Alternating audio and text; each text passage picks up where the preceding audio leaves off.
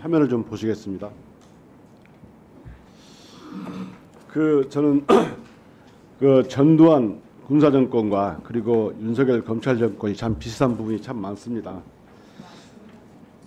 전두환 군사정권은 하나회를 중심으로 해서 총과 탱크로 정권을 잡았고, 윤석열 검찰정권은 윤석열 사단을 중심으로 해서 공정과 상식을 내세워서 국민을 기만하고 정권을 잡았습니다.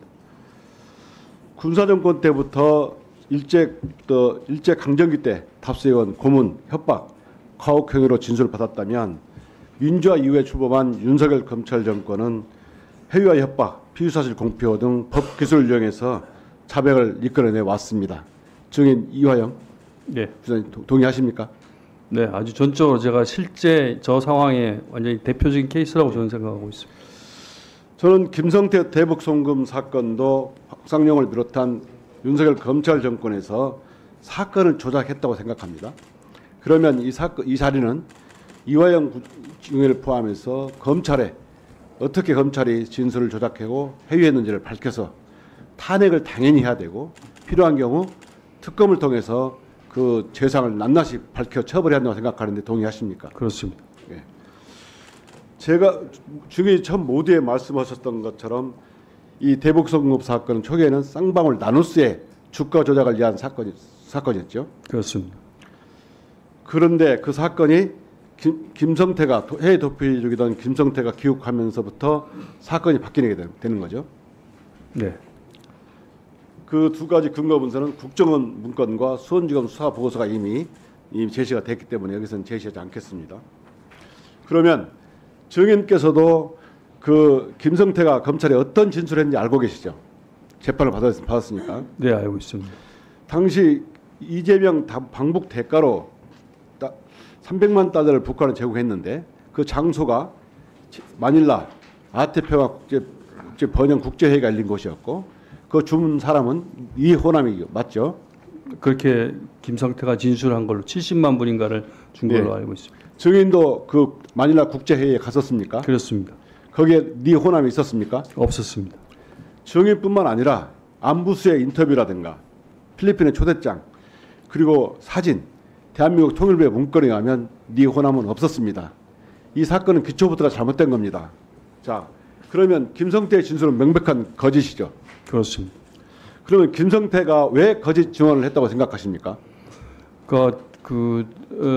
김성태가 체포되어서 들어오면서 그 자기 이제, 그리고 뭐 그 당시에는 검찰에서 쌍방울을 거의 뭐 다 털어버리듯이 그렇게 조사가 들어오면서 거기에 대한 대단한 압박감을 받았고, 뭐 자기가 갖고 있는 뭐 땅, 골프장 이런 문제들에 대해서까지도 뺏길 것이라는 걱정을 많이 했었던 걸로 알고 있습니다. 맞습니다. 김성태가 지은 죄가 너무나 많고, 지금 기소된 것은 6개 혐의로 기소가 됐지만, 북한을 접촉한 국가보안법 위반이라든가 국외재산 도피 부분, 그리고 무엇보다도 자본시장법 위반으로 이미 집행유예 선고를 받았기 때문에 그 집행유예 선고 기간 중에 다시 자본시장법 위반으로 적발되게 되면 중형을 선고받잖아요. 네. 그래서 본인 처벌을 면하고 회사를 지키기 위해서 이렇게 네. 거짓말하게 된 거죠. 그렇습니다. 자, 그러면 어떻게 검찰이 김성태를 통해서 증거를 조작하게 됐는가?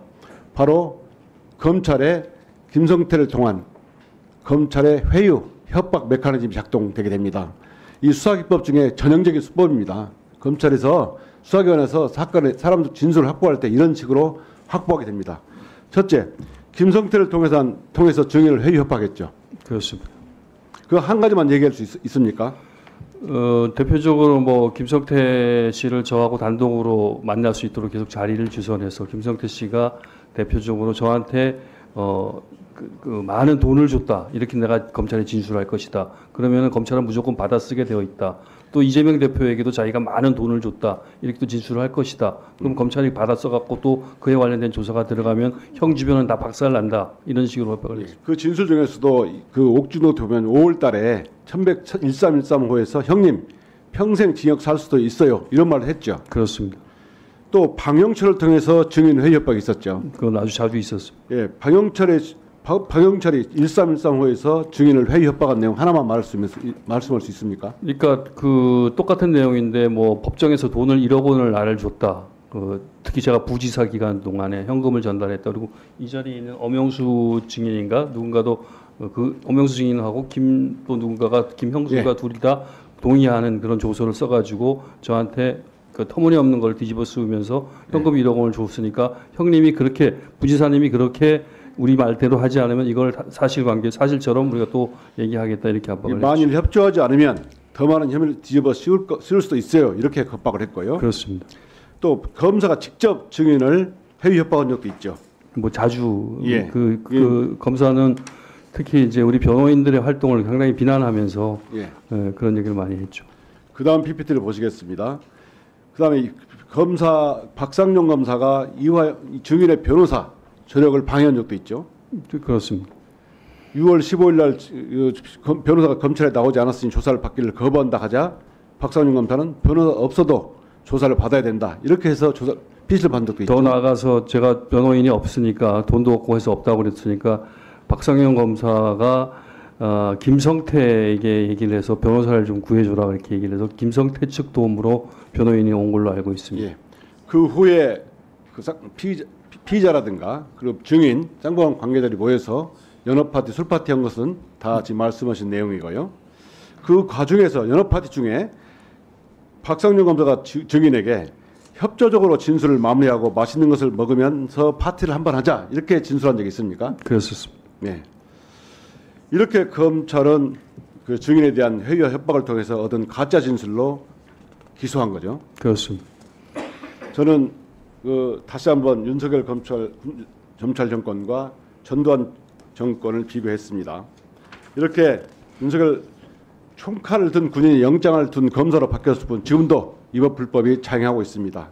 이런 검찰에 대해서 탄핵하고 특검까지 해야 되고 전두환 정권이 올라가고 하나의 윤석열 정권의 검찰 해체라고 봅니다. 검찰 해체야말로 제2의 민주화라고 생각하는데 지금의 생각은 어떻습니까? 예, 저도 동의하고 제가 출석하기 전에 성함이 정확히 기억 안 나는데 전 감찰부장이 있었던 분이 썼었던 검찰의 심장부에서 그 책을 좀 보고 왔는데 거기 보니까 지금 국민의힘 대표를 하신 한동훈 대표를 포함해서 특수부 검사들이 지금 의원님이 말씀하신 그와 같은 수사 기법을 많이 쓰는 거에 대해서 상당히 잘 묘사가 되어져 있었고요.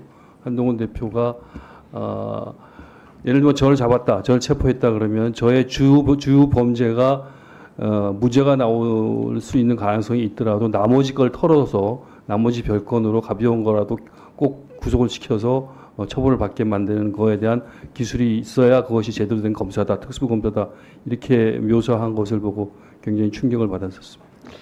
네, 수고하셨습니다. 네.